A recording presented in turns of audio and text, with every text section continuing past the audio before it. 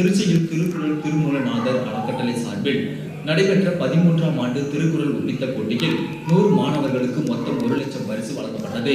இந்நிகழ்ச்சிக்கு பாரதிதாசன் பல்கலைக்கழக தமிழியல் துறை தலைவர் மதிவாணன் தலைமை வகித்தார். இந்நிகழ்ச்சியை தமிழ்நாடு அறிவியல் கல்லூரி முன்னாள் முதல்வர் முத்தப்பன் தொடங்கி வைத்தார். பிற்பகலில் நடைபெற்ற பரிசளிப்பு நிகழ்ச்சியில் சிறுவர் இலக்கியத்துக்கான சாகித்யா அகாதமி விருது பெற்ற எழுத்தாளர் கமலவேலன் பங்கேற்று விருதுகளையும் பண முடிப்பையும் வழங்கி பேசும்போது, எந்த மதமும் இனமும் சாராத பொதுமறையாக விளக்கும் திருக்குறள் மனித குலத்தின் பயன்பாட்டு பெட்டகம் என குறிப்பிட்டார். பரிசளிப்பு நிகழ்ச்சிக்கு பெரம்பலூர் மாவட்ட கூட்டுறவு சங்கங்களின் இணை பதிவாளர் முத்துக்குமாரசாமி தலைமை வகித்தார்.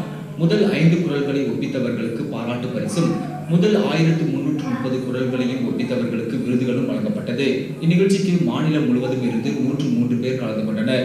காரைக்குடி கலைவாணி வித்யாலயா மெட்ரிக் பள்ளி, செங்கல்பட்டு ராமகிருஷ்ணா மிஷன் வித்யாலயா பள்ளி, பெத்தநாயக்கன் பாளையம் சங்கீத் தொடக்கப்பள்ளி, பெரியகுளம் அரசாங்க கிருஷ்ணன் நடுநிலைப்பள்ளி ஆகியவற்றிற்கும் செங்கல்பட்டை சேர்ந்த எல்லப்பனுக்கும் சிறப்பு பரிசுகள் வழங்கப்பட்டன. இவ்விழாவிற்கான ஏற்பாடுகளை அறக்கட்டளையின் தலைவர் திருமூலநாதன் செய்திருந்தார். இந்நிகழ்ச்சியில் 2 வயது குழந்தை தனது மழலை மொழியில் சுமார் 50 குறள்களை மேடையில் முடித்தார்.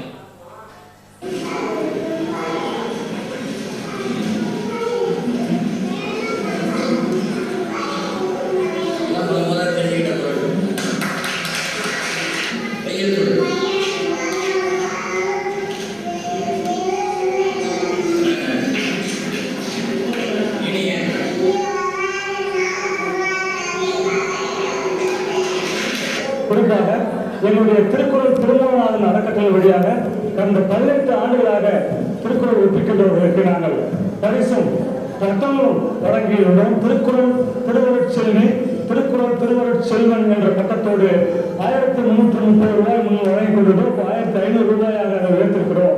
கடந்த 3 ஆண்டுகளாக 1 லட்சம் ரூபாய் பரிசு அறிவித்து 100க்கும் மேற்பட்டவர்கள் பங்கெடுத்துக் கொண்டிருக்கிறார்கள். அந்த வகையில் இந்த ஆண்டு சிறப்பு நிகழ்வாக சீனா காவண்ணா புன்னழியன் அவர்களுடைய திருக்குறள் அரங்கேற்றம் நிகழ்த்தப்பட்டது.